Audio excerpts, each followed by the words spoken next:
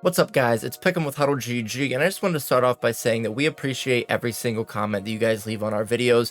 We read through every single one, even the ones where people think that they may know more about the game than they actually do. We are going to show you some of our favorite comments here today, and again, if you guys still think we're wrong, make sure to let us know. But with that being said, let's dive right into the video. On one. Ready? Ready.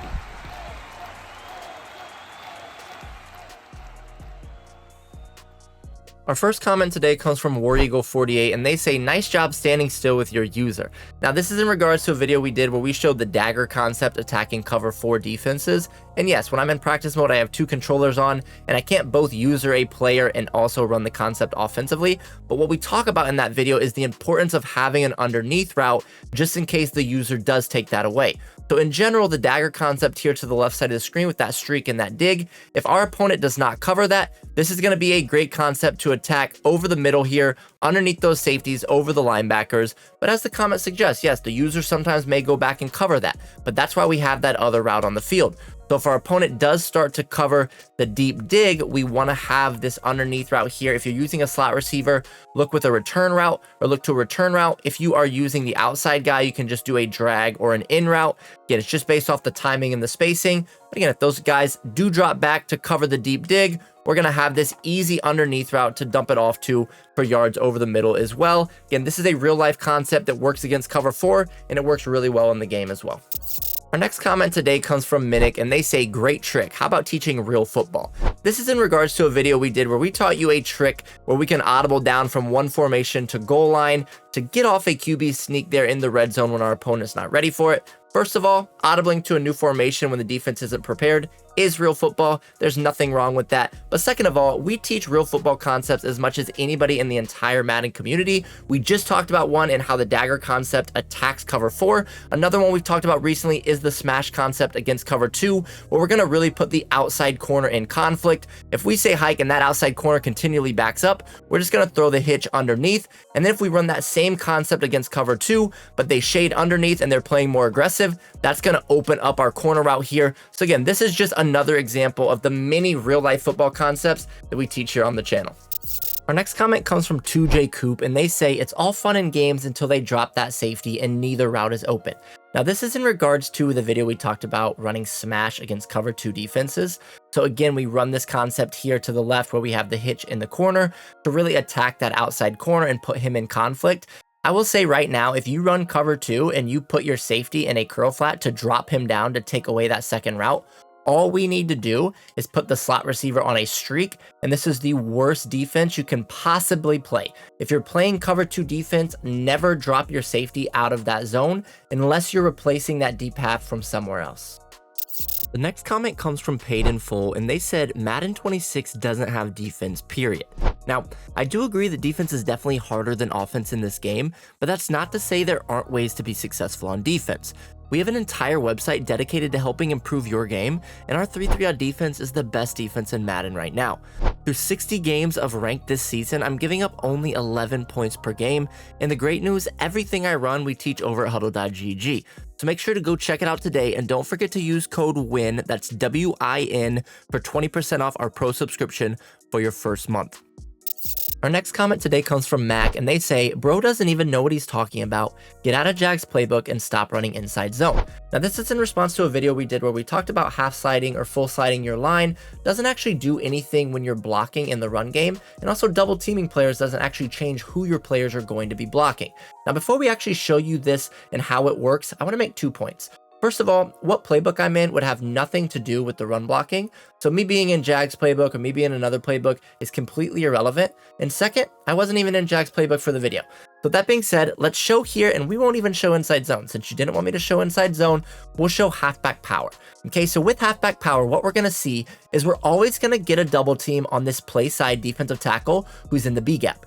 Okay, so you see here, this defensive tackle is in the B gap, which is between the guard and the tackle, and we're gonna get a double team on that player no matter what we do with our line. Let's say that we want our line to double team this player here. Okay, so let's say that we want the tackle and the tight end to double team that guy out there. If I full slide my line to the right, and then I even double team this player, what you're gonna see is they're not gonna double team him, they're always gonna double team the D tackle in the B gap.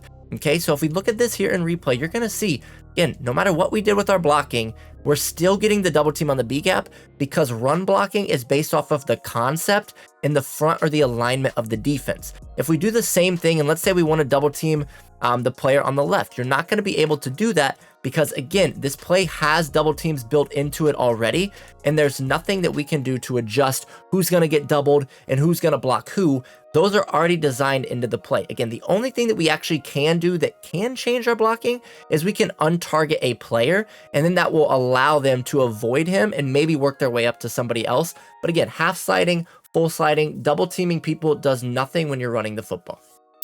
Our next comment comes from Kenneth Wayne, and they say, nah, mesh spot gets open every time. This is in response to a video we did about attacking cover 2 defenses. So if you see on the defensive side of the ball, we are in cover 2, and on offense, we are in a mesh spot call, which is going to be mesh, which is those 2 crossing or those 2 drag routes. And then the spot part of the concept is going to be that B receiver on that hook route. Now, this is not a great offensive concept to attack cover 2 defenses, because what you'll see here is if I just simply shade my coverage underneath, there's not really going to be anything open, and that's with me not even usering over the middle of the field. You could maybe throw the spot route there if we're not using it, but if we run that same concept, again, we just shade underneath, and we're going to user the middle of the field player now, we're just going to sit here, cover the spot, and there's going to be nothing open, and we're going to be able to get that easy pressure. Now, that's not to say that there's never going to be a route that gets open against cover 2, especially if they start to over adjust, maybe they shade over the top or things like that. But in general, this is not a great concept to attack cover 2. There are a lot better route combinations you can put out there on the field. The next comment comes from Toby, and they say, what happens when your opponent runs halfback stretch? Well, this was in response to a video where we talked about shutting down QB sneak from goal line.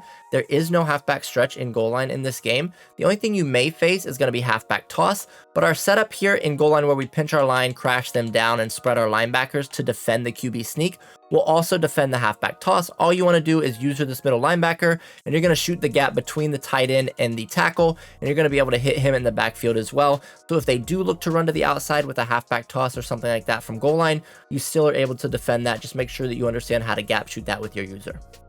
For our last comment of the day, we're going to end it on more of a positive note, and this comes from iFlip, and they say you don't even have to do all of that. You just need to call empty blocking, double team the D end on the running back side, and you're going to be able to send 5 out. Now, this is in response to a video we did where we talked about blocking the Texas 4-man stunt, and we talked about utilizing our running back to make sure that we pick it up every time. Now, that still remains true. If you want the most effective and consistent way to pick up this pressure with the Texas 4-man, you do want to use your running back. And that's what we like to do when we teach these things on YouTube or in different videos that we have. We want to show you the most effective way first, but you can use this concept that iFlip talks about. So what we're going to do here is we are in empty blocking. You can see that based off of the dotted lines behind the offensive line. And we're going to double team the defensive end on the running back side. Now, this isn't going to pick it up 100% of the time, but a lot of times it will get a hat on a hat, and it will give us enough time to navigate around.